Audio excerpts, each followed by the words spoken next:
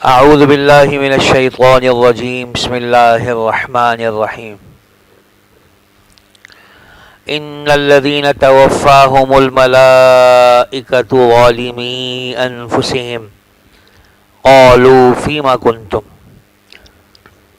قالوا كنا مستضعفین فی الارض قالوا الم تکن ارض اللہ واسعۃ فتہاجروا فیہا فأولئك مأواهم جهنم وساءت مصيرا إلا المستضعفين من الرجال والنساء والولدان لا يستطيعون حيلة ولا يهتدون سبيلا فأولئك عسى الله أن يعفو عنهم وكان الله عفوا غفورا ومن يهاجر في سبيل الله يجد في الأرض مراغما كثيرا وسعة ومن يخرج من بيته مهاجرا إلى الله ورسوله ثم يدركه الموت فقد وقع أجره على الله وكان الله غفورا رحيما صدق اللہ العظیم۔ یہ سورہ نساء کی آیات ہیں، اور پچھلی آیات میں اس سے پہلے جہاد کا مضمون بیان ہوتا رہا تفصیل سے، اور جہاد کے بعد یہاں ہجرت کو بیان کیا گیا۔ ہجرت کسے کہتے ہیں؟ عربی زبان میں کسی چیز کو بیزار ہو کر چھوڑ دینا، اس کو ہجرت کہتے ہیں۔ بیزار ہو کر چھوڑ دینا ہجرت ہے۔ اور شریعت کی اصطلاح میں اللہ کو راضی کرنے کے لیے اور دین پر عمل کرنے کے لیے کسی جگہ کو چھوڑ کر دوسری جگہ چلے جانا، اس کا نام ہجرت ہے۔ آپ صلی اللہ علیہ وسلم مکہ معظمہ میں پیدا ہوئے، مکہ معظمہ میں ہی رہے، زندگی کے 53 برس آپ صلی اللہ علیہ وسلم نے مکے میں گزارے ہیں، اور مکہ سے آپ کو ایک محبت تھی، تعلق تھا، وہاں بیت اللہ تھا، اللہ کا گھر، اور بیت اللہ ابراہیم علیہ الصلاۃ والسلام کی ساری ذریت کا قبلہ، کعبہ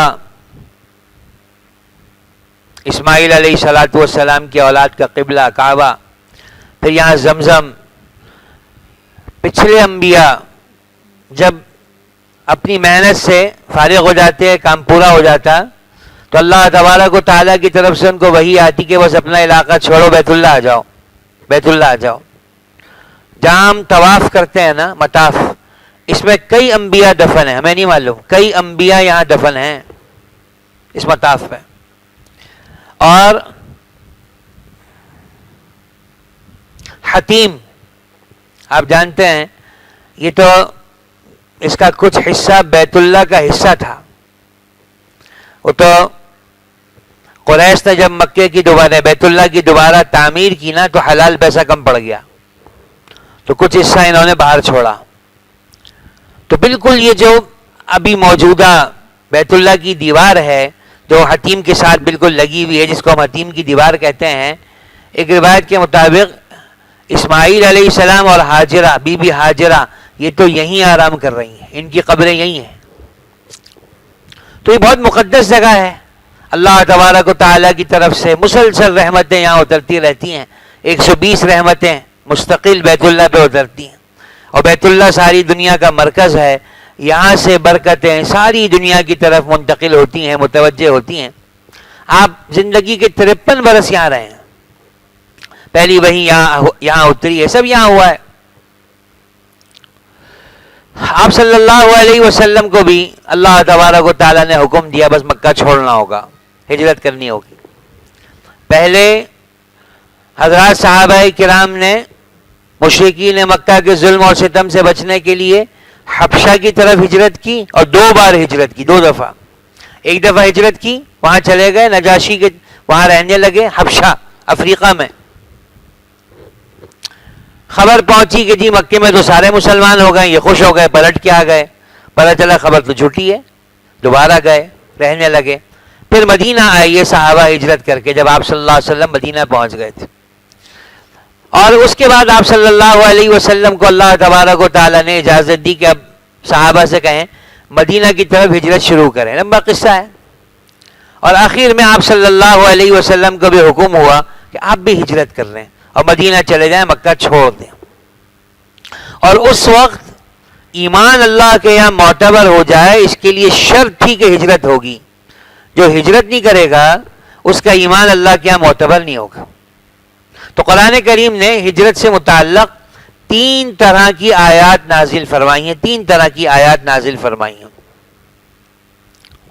نمبر 1، ہجرت اس پہ اللہ کے یہاں سے کیا ملے گا. دوسری بات، دنیا کے اندر ہجرت کرنے کے بعد کیا نعمتیں نصیب ہوں گی دنیا کے اندر. اور تیسرا کہ اگر ہجرت نہیں کرو گے تو اللہ کی طرف سے کیا سزا ملے گی. تینوں کو بیان کیا. اور جس نے اللہ کے لیے ہجرت کی ہے اللہ نے اس کو چمکایا ہے. ابراہیم علیہ السلام کو حکم ہوتا ہے کہ آپ عراق چھوڑیں، شام چلے جائیں. چھوڑ دیا ابراہیم علیہ السلام نے عراق، شام چلے گئے. بات سمجھ رہے ہیں. موسیٰ علیہ السلام کو حکم ہوتا ہے مصر چھوڑ دیں، چلے جائیں کسی اور طرف، شام کی طرف یا جہاں طے کیا. پھر ایک وقت آتا ہے اللہ تبارک و تعالیٰ جس جگہ سے ہجرت کی ہوتی ہے اس جگہ کو بھی لوٹا دیتے ہیں. جیسے مصر مل گیا موسیٰ علیہ السلام کے ماننے والوں کو. بعد میں حضور صلی اللہ علیہ وسلم سے کہا گیا مکہ چھوڑ دیں، مدینہ چلے جائیں. 8 سال نہیں گزرے، فاتحانہ شان سے آپ صلی اللہ علیہ وسلم مکے کے اندر داخل ہو گئے. اور دنیا کے اندر بھی بڑی وسعت اور کشادگی ہو جاتی ہے ہجرت کی وجہ سے. ابو ہریرہ رضی اللہ تعالیٰ عنہ ایک صوبے کے گورنر بن گئے. گورنر بڑے مزے لے کر یاد کیا کرتے تھے اپنی پرانی زندگی کو کہ ابو ہریرہ یاد ہے تو تھا کیا. تو ایک قبیلے کا نوکر تھا، ملازم تھا، اور اجرت میں یہ طے ہوا تھا کہ صرف 2 وقت کی روٹی ملا کرے گی، بس یہ اجرت ہے، یہ اجرت ہے. اور کام کیا تھا کہ وہ قبیلے والے جب سفر کریں گے تو سب سواریوں پہ جائیں گے، ابو ہریرہ پیدل چلے گا. اور جب وہ کسی جگہ پہ جا کے ٹھہر جائیں گے تو ابو ہریرہ ان کے لیے لکڑیاں جمع کرے گا تاکہ وہ آگ جلا سکے رات گزارنے کے لیے. یہ کام مشقت والا کام تھا. اور فرمایا کرتے تھے آج دیکھ لو کہ ابو ہریرہ ایک جگہ کا گورنر ہے، لوگ اس کو امیر بولتے ہیں، لوگ اس کو امام بولتے ہیں. اور یہی ہوا. آپ صلی اللہ علیہ وسلم نے بھی جب ہجرت فرمائی ابتدائی کچھ عرصہ مشقت کا رہا، بہت مشقت کا رہا. مدینہ طیبہ کا موسم بھی راس نہیں آیا. مدینہ ویسے بھی آپ صلی اللہ علیہ وسلم کے آنے سے پہلے وبائی امراض کا گڑھ تھی، بیماریاں ہی بیماریاں تھیں. تو آپ صلی اللہ علیہ وسلم وہاں پہنچے ہیں تو اللہ نے مدینہ کو چمکا دیا ہے اور مدینہ مدینہ ہو گیا ہے. اور آپ صلی اللہ علیہ وسلم نے خواب میں دیکھا کہ ایک عجیب بد شکل سی ایک بڑھیا ہے اپنے سر پہ ایک گٹھڑ لے کے باہر نکل رہی ہے. آپ صلی اللہ علیہ وسلم نے تعبیر کی، ارشاد فرمائی کہ بس اب مدینہ سے وبائی امراض ختم ہو جائیں گے، نکل جائیں گے. اور یہ حقیقت ہے. مدینہ آپ صلی اللہ علیہ وسلم کے بعد طیبہ ہو گیا، طیبہ طابہ ہو گیا، پاک صاف ہو گیا، پاکیزہ ہو گیا. اور حدیث میں آتا ہے ایسا ہو گیا جیسے بھٹی ہوتی ہے، بھٹی. المدینۃ کالکیر ینفی خبثھا، جیسے بھٹی لوہے کی گندگی نکال کے باہر پھینک دیتی ہے ایسے مدینہ منافق کو باہر نکال کے پھینک دیتا ہے. جس کے اندر ایمان نہ ہو اس کی طبیعت مدینہ میں نہیں چلتی. اور آپ صلی اللہ علیہ وسلم نے ارشاد فرمایا اخیر زمانے میں اسلام ایسا سمٹ کے مدینے میں جمع ہو جائے گا جیسے سانپ سمٹ کے اپنے بل میں جمع ہو جاتا ہے. سارا اسلام سمٹ کے مدینہ میں آ جائے گا. ایسا پاک ہو گیا مدینہ حضور صلی اللہ علیہ وسلم کی تشریف لے جانے کے بعد. لیکن شروع میں کچھ عرصہ بڑی تکلیفیں رہیں. عرصہ گزرا صحابہ کرام پر ایسا کہ سوتے تھے نا تو بھی اسلحہ لگا کے سونا پڑتا تھا، کسی وقت حملہ نہ ہو جائے، اندر رہنے والے یہودی کوئی حملہ نہ کر دیں، کوئی اور قبیلہ حملہ نہ کر دے. خوف کسی کیفیت تھی. موسم راس نہیں آ رہا تھا. آپ صلی اللہ علیہ وسلم نے دعائیں کی اس کے لیے. پھر مکہ یاد بہت آتا تھا. ایک عرصہ ہم آ رہے تھے، پیدا ہوئے تھے، رشتہ داروں کو چھوڑا تھا. آپ صلی اللہ علیہ وسلم نے دعا کی اللہ میاں جیسی محبت مکے کی ہمارے دل میں ہے نا اس سے زیادہ مدینے کی محبت ہمارے دل کے اندر پیدا کر دے، ہم رچ جائیں یہاں، بس جائیں یہاں پہ. اور بعد میں آپ صلی اللہ علیہ وسلم نے انصار سے کہہ دیا میرا جینا مرنا تمہارے ساتھ ہے، تم جس رستے پہ چلو گے میں اسی رستے پہ تمہارے ساتھ چلوں گا. تو کچھ عرصہ پریشانی کا رہا لیکن پھر وسعت آ گئی اللہ کی طرف سے. حضور صلی اللہ علیہ وسلم کے زمانے میں ہی آ گئی بھائی. خیبر فتح ہوا, اس کے بعد آپ صلی اللہ علیہ وسلم ازواج مطہرات کو پورے سال کا نفقہ دے دیا کرتے تھے, بھائی لو تمہارے پورے سال کا خرچہ پکڑ لو. لیکن وہ خود آپ صلی اللہ علیہ وسلم کی بیویاں تھیں, لہذا کچھ رکھتی نہیں تھی اپنے پاس, اللہ کے نام پہ خرچ کر دیا کرتی تھی. حضور صلی اللہ علیہ وسلم کا بھی یہی حال تھا. تو آپ کا جو فاقہ تھا نا آپ صلی اللہ علیہ وسلم کا, وہ اختیاری فاقہ تھا, اختیاری. آپ نے خود فقر و فاقے کو اختیار کیا تھا, اضطراری فاقہ نہیں تھا, تھا کچھ نہیں, خوف تھا اللہ کی طرف سے, لیکن آپ نے طے کیا تھا بھوکے رہنا ہے, دوسروں کو کھلانا ہے. لہذا فاقہ آپ صلی اللہ علیہ وسلم کا جو تھا اختیاری تھا. تو اس کو بیان کیا کہ دیکھو ہجرت سے بڑے فائدے ہیں. تم اللہ تبارک و تعالیٰ کے دین کے لیے, کہ تم دین پر عمل نہیں کر پا رہے ہو, کسی جگہ کو چھوڑ کر کسی ایسی جگہ چلے جاؤ گے جہاں دین پر سہولت سے عمل کر سکو گے. دین پر تو عمل ہوگا ہی ہوگا, لیکن تمہیں دنیا بھی اتنی دیں گے, رکھنے کی جگہ نہیں ہوگی تمہارے پاس. ٹھیک ہے.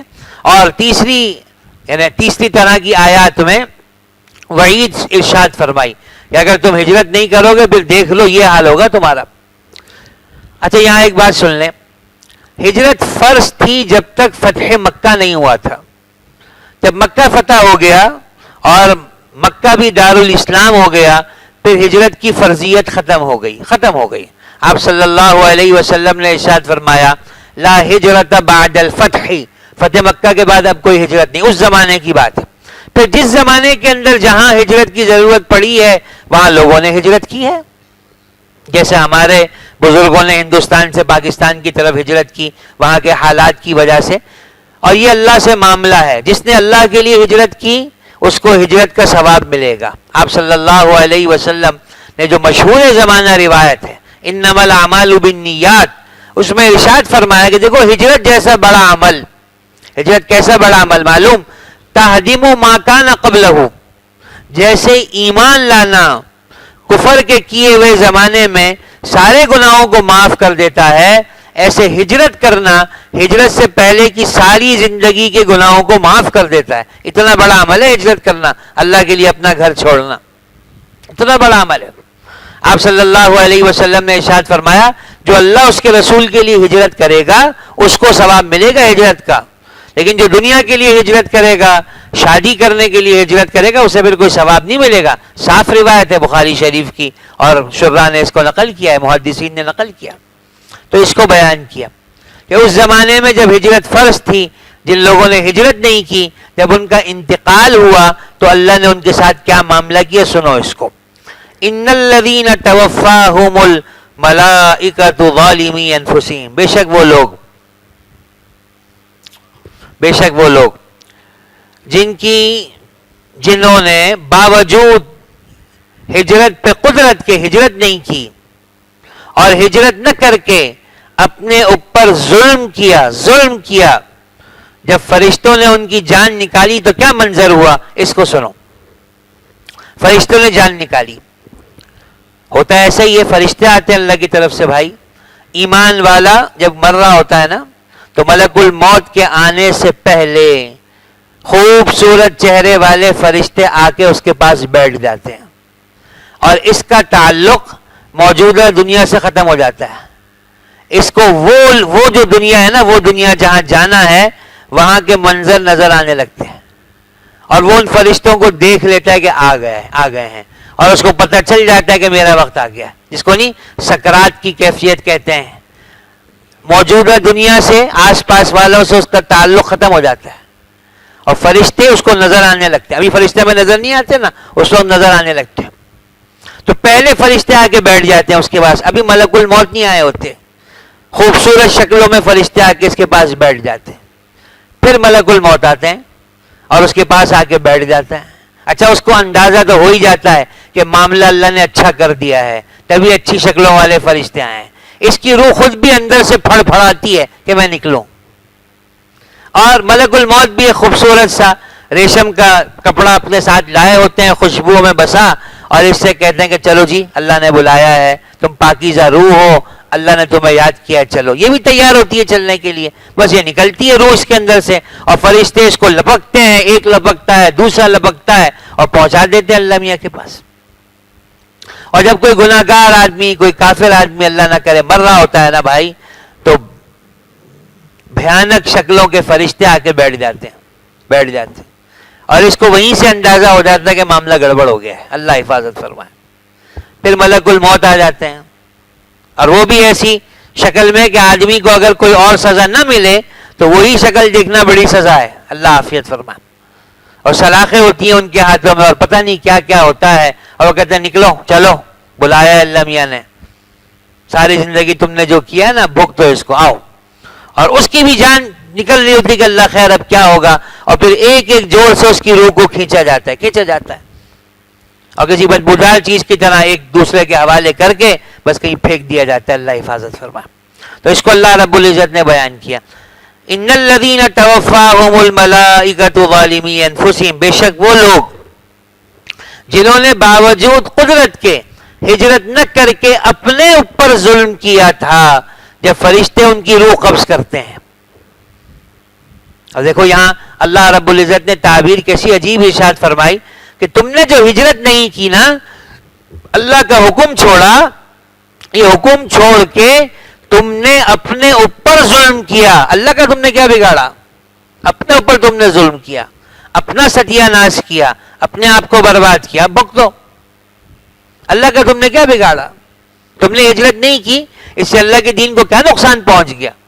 تم نے اپنے اوپر ظلم کیا۔ اب فرشتے کہیں گے قالوا فیما کنتم، کہ حضور دنیا میں کیا کیا کیا کرتے تھے، کون کون سے نیک کام کیے ذرا بتائیے، کون کون سے نیک کام کرتے تھے، کون کون سے عمل آپ نے پورا کر لیا؟ یہ کہیں گے قالوا كنا مستضعفین فی الارض، کہ ہم تو جہاں رہتے تھے وہاں بڑے مغلوب تھے، اور ہم تو چاہتے ہوئے بھی حکم پہ عمل نہیں کر پاتے تھے، حکومت کا دباؤ تھا، یہ تھا وہ تھا، فلاں چیزیں تھیں، ہم تو کر ہی نہیں پائے۔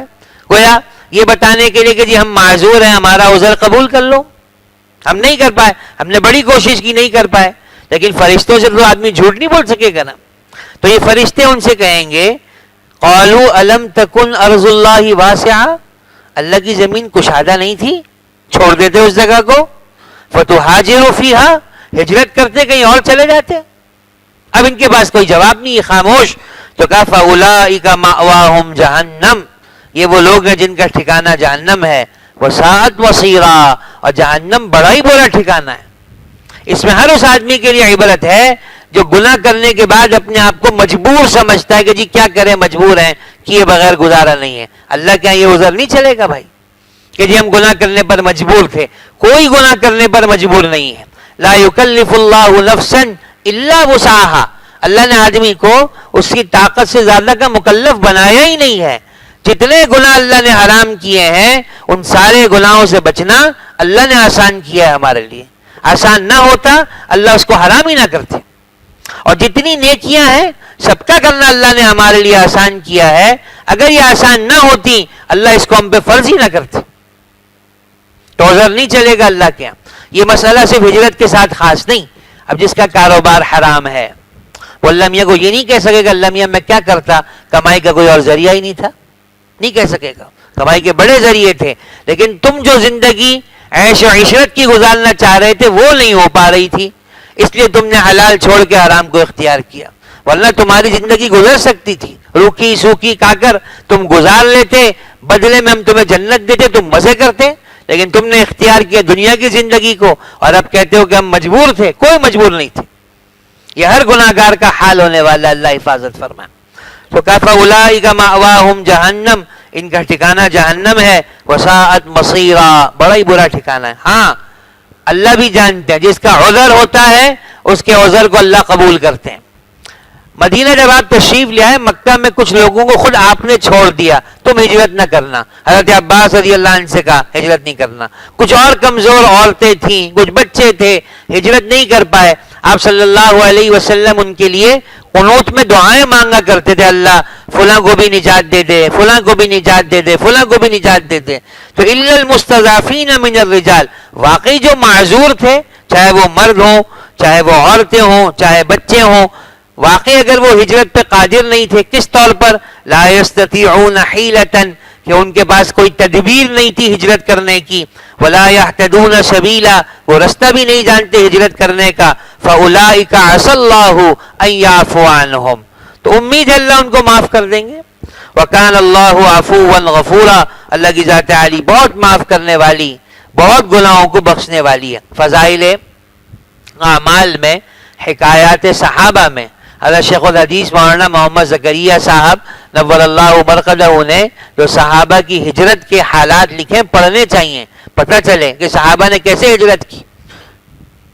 ہر گھر میں یہ کتاب میرے بزرگوں دوستوں ہونی چاہیے، فضائل اعمال، سچ عرض کرتا ہوں۔ اور رمضان میں خصوصیت سے ہمیں اپنے گھروں میں یہ فضائل کی کتاب پڑھنی چاہیے، شوق پیدا ہوتا ہے آدمی کا، شوق پیدا ہوتا ہے۔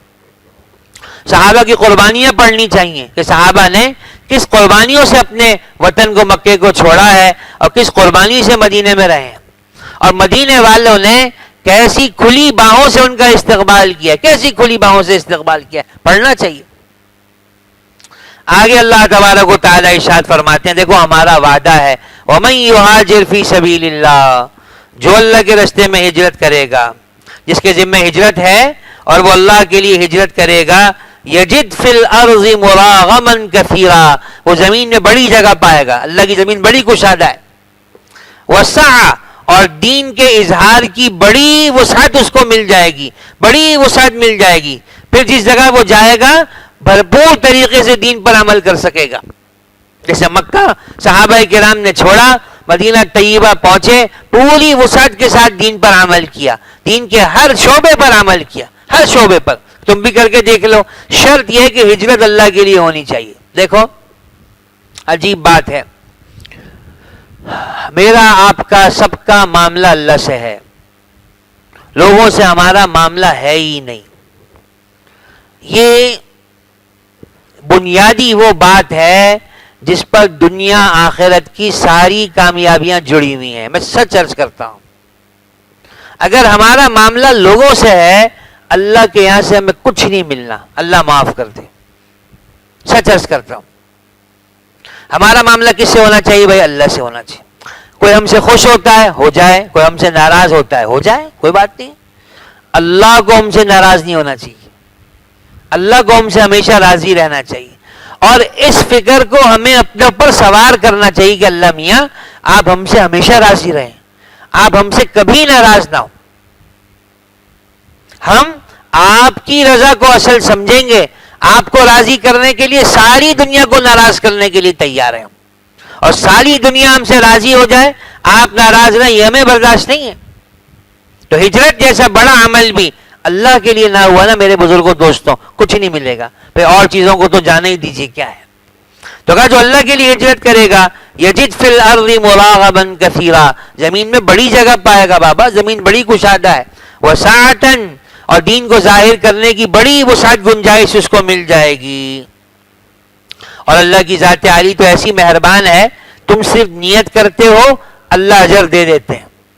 اس کو بیان کیا، وَمَن يَخْرُجْ مِن بَيْتِهِ مُهَاجِرًا إِلَى اللَّهِ، نہ آگے چلا گیا، وَمَن يَخْرُجْ مِن بَيْتِهِ مُهَاجِرًا إِلَى اللَّهِ وَرَسُولِهِ، جو اپنے گھر سے اس ارادے سے نکلا کہ جہاں اللہ اس کے رسول صلی اللہ علیہ وسلم کے دین کو ظاہر کرنے کا موقع ملے گا وہاں جاؤں گا، اس ارادے سے گھر سے نکل گیا، ابھی وہاں پہنچا نہیں، ثم يدركه الموت، رستے میں ہی موت آ گئی، فقد وقع اجرہ، اس کو ہجرت کا ثواب مل گیا، مل گیا، علی اللہ، اللہ کے ذمہ دے دیا اللہ نے۔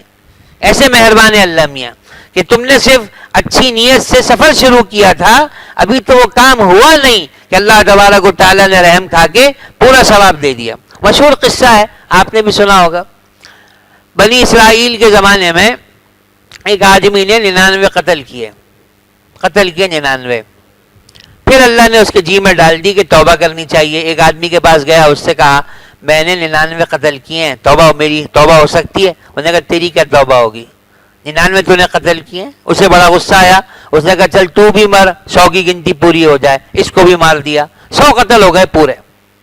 اس کے بعد ایک اور عالم کے پاس گیا، اس سے کہا میری توبہ قبول ہو سکتی ہے؟ کہ بالکل تمہاری توبہ قبول ہو سکتی ہے، اللہ تو مہربان ہے، توبہ کو قبول کرتے ہیں.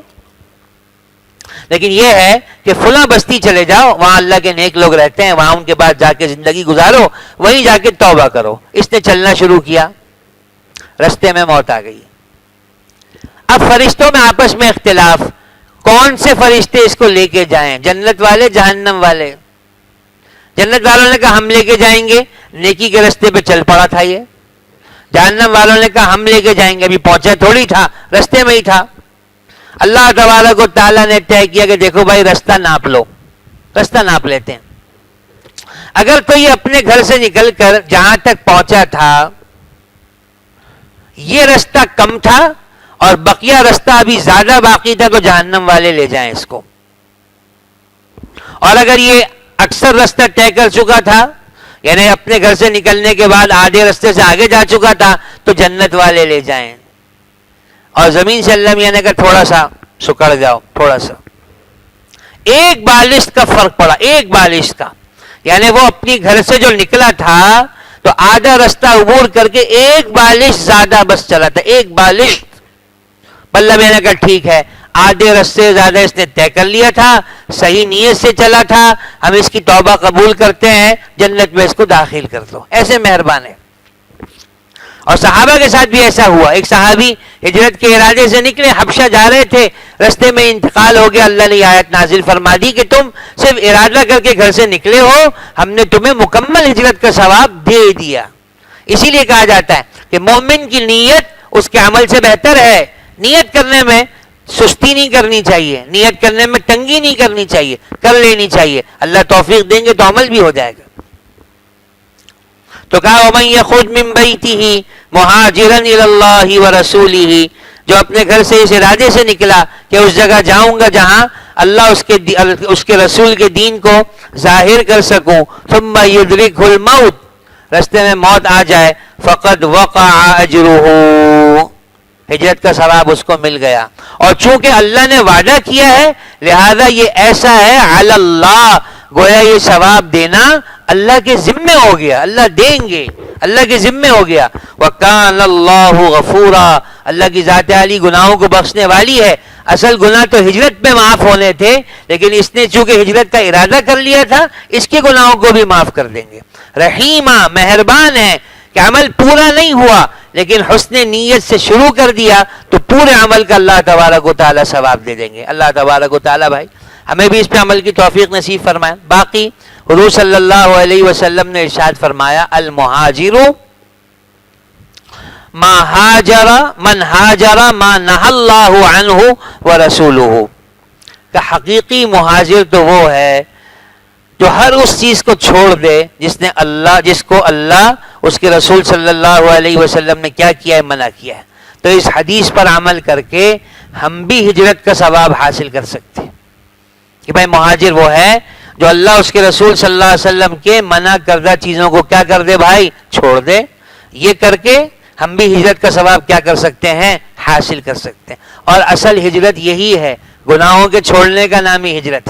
تو رمضان میں ہم اس کی نیت بھی کریں بھائی کہ ہم انشاءاللہ گناہ چھوڑیں گے. اگر ہماری کمائیوں کے اندر کوئی حرام ہے اس کو ہم چھوڑیں گے. کون کون اس کی نیت کرتا ہے بھائی؟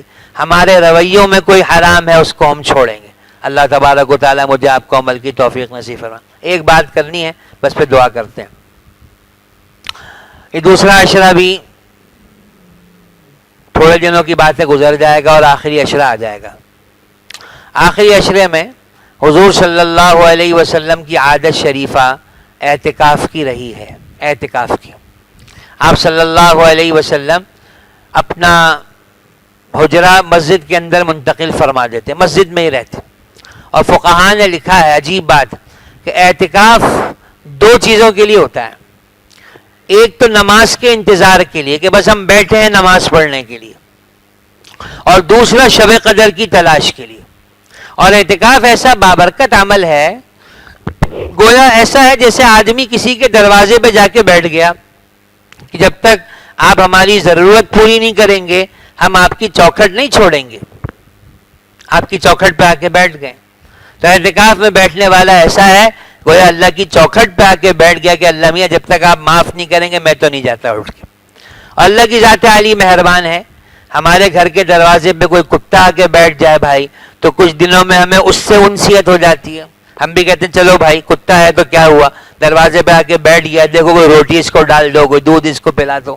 اللہ کی ذات عالی تو بڑی مہربان ہے نا جی. تو اعتکاف اس عشرے کا سب سے بڑا عمل ہے. اس کے لیے گزارش ہے, اللہ تبارک و تعالیٰ نے جس کے لیے سہولت کر دی ہے بھائی, وہ تو یہ پورا عشرہ مسجد کے اندر گزارے اعتکاف کی نیت سے. اور جس کی اپنی کوئی بھی مشغولی ہے, کیسا بھی مشغلہ ہے, وہ اس کی نیت کر لے کہ جی انشاءاللہ اکثر اوقات اس عشرے کا مسجد میں گزاروں گا. کون کون اس کی نیت کرتا ہے بھائی؟ میں بھی انشاءاللہ اس کی نیت کروں, ٹھیک ہے نا. حضرت شیخ الحدیث مولانا محمد زکریا صاحب رحمۃ اللہ علیہ نے بڑے عجیب اشعار لکھے ہیں فضائل رمضان میں. اس میں ایک شعر آپ کو میں سناؤں. حضرت لکھتے ہیں, پھر جی میں ہے کہ در پہ کسی کے پڑے رہیں, سر زیر بار منتیں درباں کیے ہوئے, جی ڈھونڈتا ہے پھر وہی فرصت کے رات دن, بیٹھے رہیں تصور جانا کیے ہوئے. یہ اعتکاف ہے, ساری دنیا سے یکسو ہو کر بیٹھ جاؤ مسجد کے اندر. اور اس میں حضور صلی اللہ علیہ وسلم سے بڑی مشابہت ہے. آپ صلی اللہ علیہ وسلم پر ابھی وحی نازل نہیں ہوئی تھی.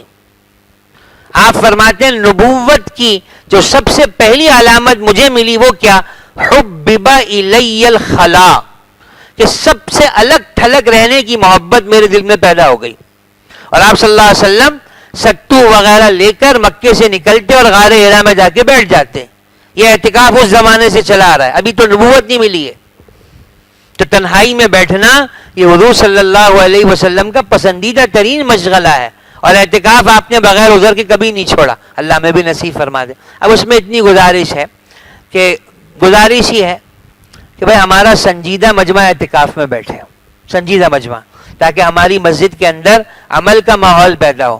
نوجوان لڑکے بھی بیٹھ جائیں لیکن ان کے ساتھ سنجیدہ مجمع بھی بیٹھے جو ان بچوں کو لے سکے, کوئی ان کی دینی تربیت کر سکے, اور اعتکاف کا جو اصل مقصد ہے وہ حاصل ہو جائے. اور اس میں جو ایک انتظامی بات ہے وہ یہ ہے کہ کم از کم اس عمر کا بچہ لڑکا اعتکاف میں بیٹھ سکے گا کہ شناختی کارڈ تو اس کا بن چکا ہو. اس سے چھوٹے بچے کو اعتکاف میں بیٹھنے کی اجازت نہیں ہوگی. ہاں اس سے بڑی عمر والے جتنے ہیں خوش آمدید ہے بھائی, مسجد ہے سب کی ہے, اللہ تبارک و تعالیٰ نے مسجد کو سب کا بنایا ہے, جو چاہے اعتکاف میں آ کے بیٹھے. لیکن جو انتظامی مصلحت ہے وہ میں نے آپ کے سامنے عرض کر دی. اور ہم دعائیں بھی کرتے رہیں بھائی, اللہ تبارک جو ہم پابندیوں کا سن رہے ہیں, اللہ تبارک و تعالیٰ ہمیں ان پابندیوں سے محفوظ فرمائے. ہماری مساجد, ہماری مدارس, ہمارے مدارس قیامت کی صبح تک آباد رہیں, آباد رہیں قیامت کی صبح تک. ایک لمحے کے لیے بھی ہماری مسجدیں ویران نہ ہوں, ایک لمحے کے لیے بھی ہمارے مدارس ویران نہ ہوں. اللہ تبارک و تعالیٰ حرمین شریفین کو بھی قیامت کی صبح تک آباد رکھے, ٹھیک ہے نا بھائی. تو جن کی عمریں اتنی ہو گئی ہیں کہ شناختی کارڈ ان کا بن چکا ہے, ان کے لیے ہے کہ وہ تشریف لائیں, اعتکاف میں بیٹھیں. اللہ تبارک و تعالیٰ آپ کا ہمارا حامی و ناصر ہو اور ہمیں اس رمضان سے خوب فائدہ اٹھانے کی توفیق نصیب فرما دے. تو اعتکاف کے سلسلے میں کسی کو بھی کوئی رابطہ کرنا ہو تو مجھ سے رابطہ کر لے بھائی. وہ اللہم انت السلام و منک السلام تبارکت یا ذا الجلال والاکرام. اللہم صلی علی سیدنا مولانا محمد صلی اللہ علیہ وسلم عبدک و رسول. اعنا علی ذکرک و شکرک و حسن عبادتک. لا الہ الا اللہ, نستغفر اللہ, نسألک الجنة الفردوس, نعوذ بک من النار. نسألک الجنة الفردوس, نعوذ بک من النار. اللهم أرنا الحق حقا وارزقنا اتباعه وأرنا الباطل باطلا وارزقنا اجتنابه. وصلى الله تعالى على خير خلقه محمد وعلى آله وأصحابه وأمته أجمعين.